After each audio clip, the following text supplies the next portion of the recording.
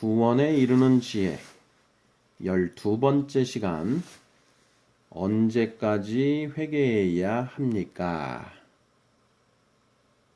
세례 요한이 광야에서 외친 말이 무엇인지 아십니까?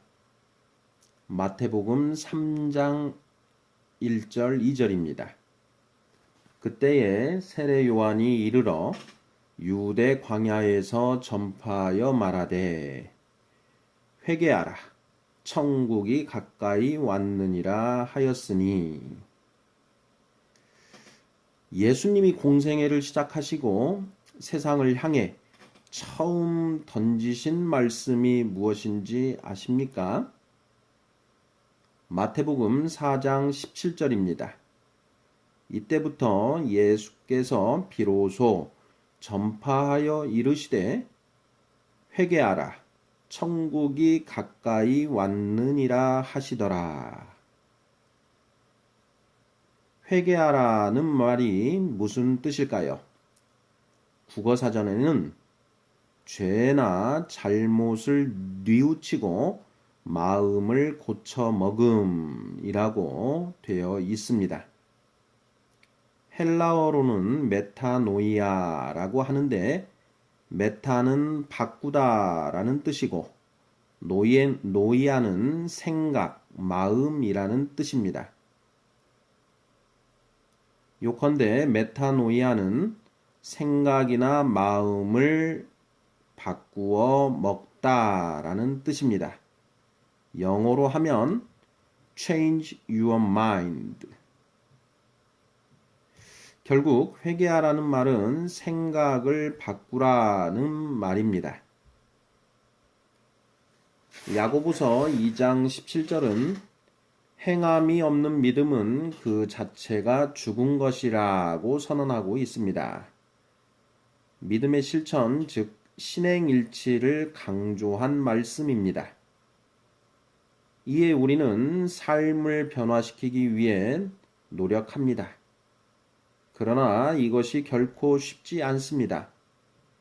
분명 믿음이 없는 것은 아닙니다. 도대체 왜 믿음이 있음에도 불구하고 우리의 삶은 변화되지 않는 것일까요? 그 답은 우리가 아직 완전히 회개하지 않았기 때문입니다. 무슨 말씀이세요? 제가 얼마나 많은 참회의 눈물을 흘렸는데요, 하고 반박하시는 분들이 있을 것입니다. 이분들이 이렇게 말씀하시는 것은 회개의 의미를 반절만 알고 계시기 때문입니다. 앞에서 살펴본 바와 같이 회개는 죄나 잘못을 뉘우치는 것으로 끝나는 것이 아니라 마음과 생각을 바꾸어 먹는 것으로 완성됩니다. 마음과 생각을 바꾸어 먹지 않으면 완전한 회개가 아닌 것입니다. 우리는 세상의 누룩, 즉 땅의 누룩을 받아들여 살아오다가 오직 하나님의 은혜로 하나님의 누룩, 즉 하늘의 누룩을 받아들이게 되었습니다. 이렇게 하여 우리 머릿속에 땅의 누룩과 하늘의 누룩이 공존하게 됩니다. 땅의 누룩과 하늘의 누룩이 공존하는 상태는 회개가 아닙니다. 지식으로는 절대 구원받지 못한다는 말을 들어보셨을 것입니다. 하늘의 누룩을 들어서 알고 있는 상태만으로는 구원받은 것이 아니라는 것입니다. 기존에 가지고 있던 땅의 누룩을 계속 내버리고 하늘의 누룩으로 바꿔가는 것이 바로 회개의 과정입니다. 우리 머릿속에 들어있는 땅의 누룩이 몇 개나 될까요? 아마도 수만 수천 가지는 될 것입니다. 이것을 한 번에 다 바꿀 수는 없습니다. 하늘의 누룩을 받아들이면서 조금씩 바꾸어가는 것입니다.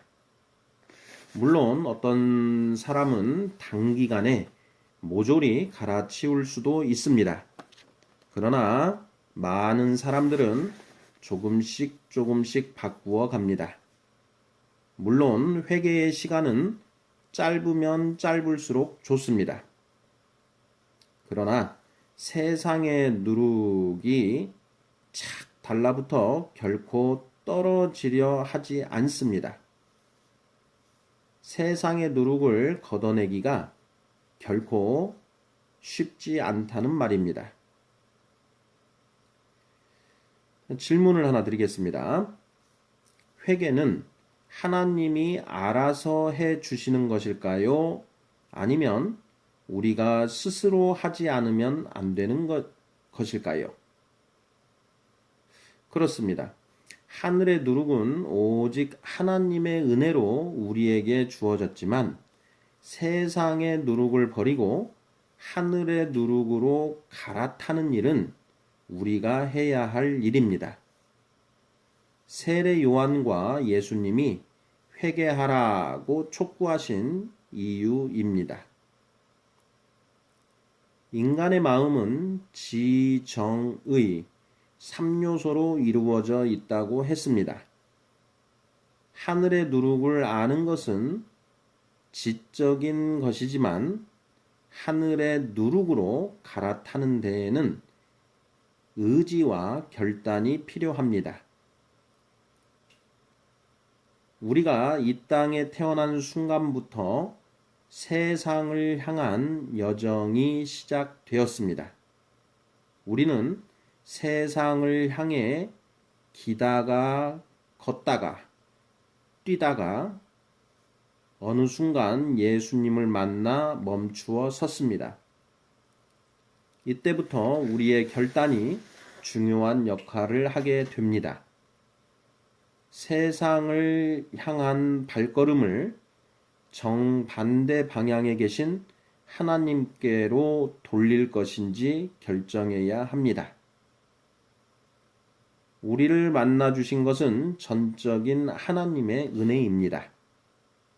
그러나 돌아설 것인지 말 것인지의 여부는 우리에게 달려 있습니다. 어떤 사람은 빨리 결단하고 어떤 사람은 돌아서는데 많은 시간이 소요되기도 합니다. 드디어 왔던 길을 거슬러 나가기 시작합니다. 기어가는 사람도 있고 걸어가는 사람도 있고 뛰어가는 사람도 있습니다. 그러다가 다시 세상을 향해 되돌아서는 사람도 있습니다. 대만은 세상을 사랑하여 데살로니가로 갔습니다. 디모데후서 4장 10절입니다. 하나님의 형상대로 지어진 인간은 자유의지를 가지고 있습니다. 우리를 만나 주신 것은 전적인 하나님의 은혜이지만 하나님을 향해 돌아설 것인지 하나님을 향해 기어갈 것인지 뛰어갈 것인지 걸어갈 것인지의 결단은 우리가 해야 할 일입니다. 물론 진리의 영이신 성령님은 하나님을 향한 길이 옳다는 것을 끊임없이 일깨워 주십니다. 예수님도 우리가 올바른 결정을 하도록 강구하고 계십니다. 그러나 최종 결정은 우리가 내리는 것입니다. 세상을 향해 다시 유턴하는 것도 우리들의 결단입니다. 사탄은 우리를 되돌리려고 혈안이 되어 있습니다. 우리를 되돌릴 수만 있다면 수단과 방법을 가리지 않습니다. 사탄의 무기는 부와 권력과 명예, 쾌락입니다. 사탄의 유혹에 흔들리는 우리들을 보고 예수님이 안타까워 하십니다. 누가복음 9장 62절입니다. 손에 쟁기를 잡고 뒤를 돌아보는 자는 하나님의 나라에 합당하지 아니하니라. 회개는 언제까지 계속되어야 하는 것일까요? 정답은 땅의 누룩을 완전히 내버릴 때까지입니다. 회개는 생각과 마음을 완전히 고쳐 먹는 것이라고 했습니다. 땅의 누룩을 전부 내버리고 오직 하늘의 누룩만으로 채워질 때까지 회개는 계속되어야 합니다. 땅의 누룩을 완전히 내버렸다고 생각할 때 조심해야 합니다. 사탄은 결코 포기하지 않습니다. 땅의 누룩을 다시 집어넣기 위해 수단 방법을 가리지 않습니다. 고린도전서 10장 12절 그런즉 선줄로 생각하는 자는 넘어질까 조심하라. 베드로전서 5장 8절 근신하라 깨어라 너희 대적 마귀가 우는 사자같이 두루 다니며 삼킬 자를 찾나니. 하나님의 종으로 크게 쓰임 받던 하나님의 일꾼들이 어느 순간 다시 세상을 향해 되돌아서는 이유입니다.